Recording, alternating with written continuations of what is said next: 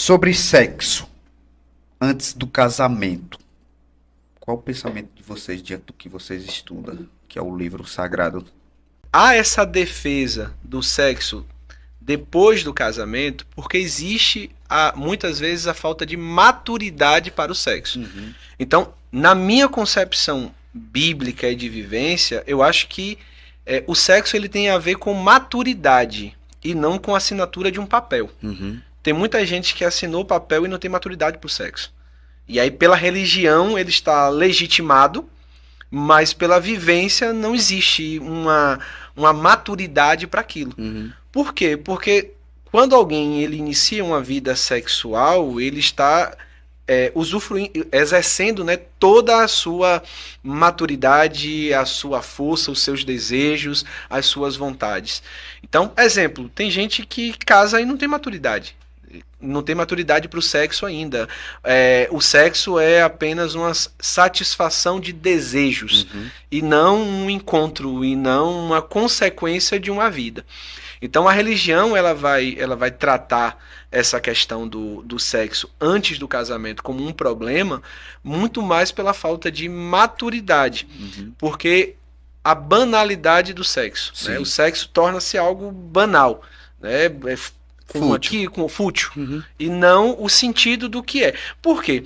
Porque existe também a linha, porque como fala Danilo, é uma coisa que a gente teria que mergulhar bastante aqui para poder conversar, porque tem questões históricas, né? Existe uma força muito grande. Os casamentos que antigamente eram feitos com meninas de 15 anos, né? Para garantir que eram virgens. Por que essa garantia da virgindade? Para dizer que não teve relações com o outro, mas os homens. Porque assim, bate sobre virgindade dentro do casamento em quem? Nas mulheres. Nas mulheres, não nos homens. Então, existe toda essa problemática. Então, se precisa casar virgem, é porque é para garantir de que a propriedade que eu recebo está intacta? Então, é uma questão histórica. Sim. Né? Será que é só a questão religiosa por causa da pureza da relação, de que dá-se o passo ali não pelo desejo carnal, mas pelo sentimento, pelo que está sendo construído, pela vivência? Então, vai permear sobre. Por isso que eu trato sobre a questão da maturidade. Eu acho que uma galera de 15, 16 anos não tem maturidade para estar transando, para fazer sexo, não tem maturidade, até porque nem a construção de sexualidade dele está formada ainda. Os hormônios gritando mais do que muita coisa. Sim, sim. Então, a minha visão, olhando pelo texto, olhando como uma questão histórica também, você vai ter um pão de fundo para manga aí, muito grande, porque você tem muitas problemáticas nessa defesa do casamento virgem, o porquê surgiu isso, o para que isso surgiu, né? Existe em algumas culturas, na época do feudo mesmo, que o dono, o senhor feudal, ele poderia chegar na noite de núpcia e ter a relação com a mulher do seu vassalo. Então, para ele provar de que a mulher realmente era virgem. Em algumas culturas, o marido precisava pegar o pano molhado de sangue e mostrar. Sim. Mas isso não era cobrado do marido, do homem, dentro da sociedade.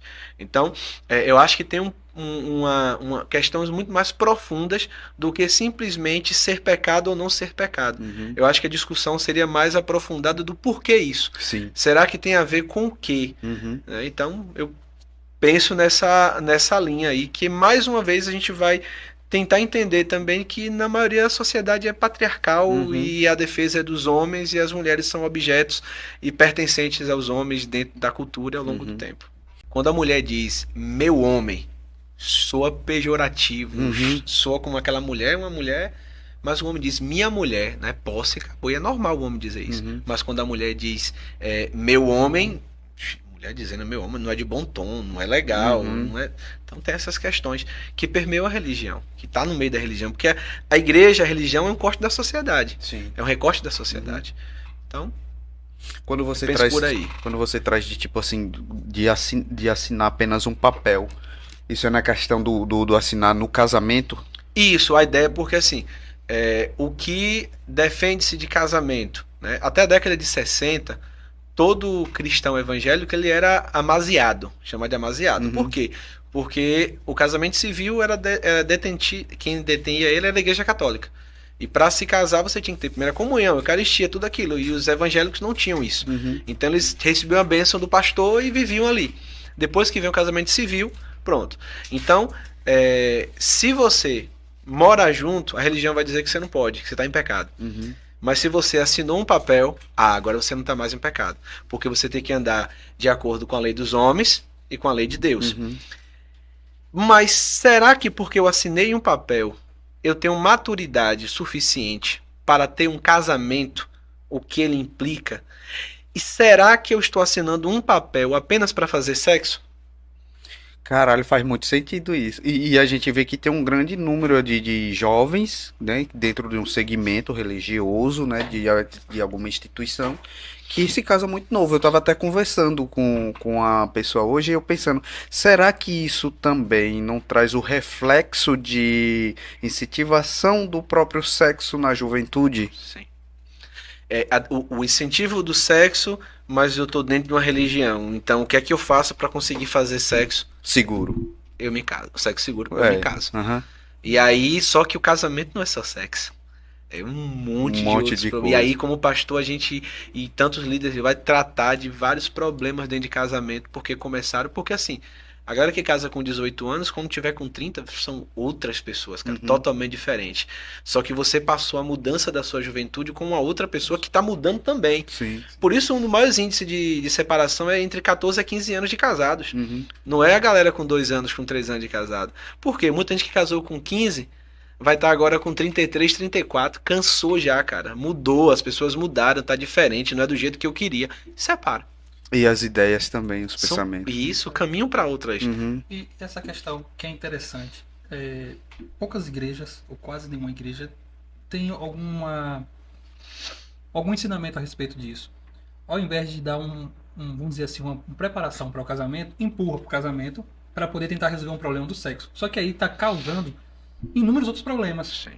Né? Pode causar que fala que os homens batem na mulher, que sempre pode parar. Violência A violência doméstica. Porque chega uma hora que o cara não quer mais aquela mulher, tá enjoado, vamos usar esse termo assim, enjoa, ou a mulher enjoa, e começa aquela briga, porque não houve uma preparação, não houve ali um tempo com o pessoal, quis forçar uma barra, com medo deles fazerem sexo, casou com muita imaturidade, que não tem uma estrutura para isso, para um casamento. Né? Então chega nessa fase dos 15 anos, o cara já tá, ou a mulher já está. E ainda mais com hormônios, a flor da pele. E se você vai parar pra ver, Danilo, o Irã, qualquer evento de jovens de igreja, jovem sexualidade, fala sobre essa questão de não fazer sexo. E o que é que mais acontece? Eles continuam fazendo sexo. Você só descobre quando uma aparece grávida. Aí, poxa, fulano, mas tava fazendo. E apareceu grávida. E agora, o que é que a gente faz? Aí muitas igrejas pega esse casal, bota na frente do altar, para que todo mundo saiba que eles estavam fazendo, né? E que agora eles são um exemplo e vão ficar sentados e não vai poder participar das coisas, blá, blá, até casar. Depois que casou, então resolveu, assinou o papel, resolveu. Só que agora, como é que cuida desse casal? Sim. Às vezes nem amor tem, foi a questão do desejo, do hormônio que foi lá e fez e engravidou. Aí você obriga esse casal a casar, a construir uma vida infeliz, uma família infeliz, que vai gerar filhos infelizes, que vão ver comportamentos violentos dentro de casa e vai crescer desse jeito, e aí vai reproduzir esse comportamento violento, e aí você cria uma sociedade de homens violentos o tempo todo, homens que acham que mulheres que é sua posse, que é sua propriedade, e isso você chega numa igreja onde vai dizer pro pastor, meu marido tá me batendo, ore, minha irmã. Vá orar, fique orando que ele vai se converter. Não, vá denunciar o seu marido que está lhe batendo. Ore por ele para ele se converter, mas denuncie ele antes. E quem. O pastor. E o pastor. E o pastor. Eu não queria dizer não, mas o pastor. Porque, tipo assim. Porra, sei lá, foi ele que promoveu isso tudo, né? E esse trajeto, né? Porque olha o tanto de coisa que gera a partir de um pequeno ponto, que não é a preparação, como o Irã falou, e tipo, diálogo sobre sexo e sobre as coisas que acontecem dentro desse campo, né? Que a gente tá trazendo, que é o sexo. E eu pensando, caralho, e eu vejo muitos jovens que, tipo, tá dentro de uma instituição, e a partir disso se relaciona muito cedo. E aí eu tava pensando, por outro lado, traz o que você falou, que eu em casa refletia, de por que será que, tipo assim, a maioria das separações dos casamentos são por jovens que se casaram lá atrás, 13, 14 anos, 15 anos. Sim. E a gente vê muitos jovens hoje se tornando pais muito cedo. Muito cedo. Embora que não tem, ou tem uma idade para que seja pai, ou que seja mãe. Não, eu acho que idade, não existe uma idade, mas eu acho que existe, ao mesmo tempo, existe uma maturidade. Que isso exige tempo e idade. Tempo e idade. Uhum. Mas eu digo assim, uma criança de 15 anos, que a gente esquece isso. Às vezes a gente vê gente casando com 17 anos, o ECA diz que até 17 anos e 11 meses e 29 dias é criança. Então, se você é um pastor e viu 2 jovenzinhos começou a namorar, e você tá perguntando quando é que vai casar, cara, você tá fazendo coisa errada, ou seja, tá incentivando coisa ali, a igreja. Então, às vezes o ambiente também vai fomentando isso. E muitos casam só para dar uma resposta para a igreja. Muitos casam porque, assim, cada igreja tem uma doutrina, tem um jeito. Aí, às vezes, para você ser um pastor na igreja, você tem que ser casado. Para você ser um obreiro, você tem que ser casado. Então eu vou casar com essa mulher aqui logo porque eu tenho que garantir minha ascensão dentro dessa estrutura religiosa. E aí você casa, e aí você é infeliz. E muitas vezes vive um casamento infeliz, né, por causa da pressão religiosa. A maioria dos divórcios hoje são feitos de pessoas que têm religião, que são cristãos, católicos ou evangélicos. Né? Então você vai para esse caminho e é um caminho complicado. Então eu acho que a igreja ela precisa falar sobre sexo, mas falar sobre sexo de maneira a instruir sobre aquilo. Sim. Não a ideia de que, porque não pise na grama, o pessoal faz o quê? Pisa na grama. Então não é porque não pode. O que é isso aqui? O que é o sexo? Quais são as consequências dele? E com o que isso aqui representa? Porque nós fomos criados, a humanidade foi criada e colocada no jardim no Éden, né? O pessoal fala jardim do Éden, mas a tradução é jardim no Éden. Éden significa prazeres, delícias. Então a humanidade foi criada para o prazer.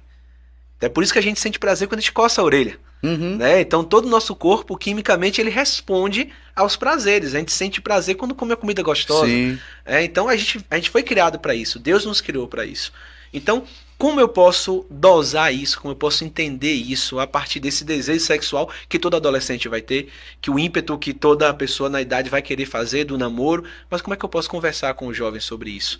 Sem dizer é proibido, sem dizer não faça, mas dizer, ó, sexo é isso. Então, acho que esse é o grande desafio.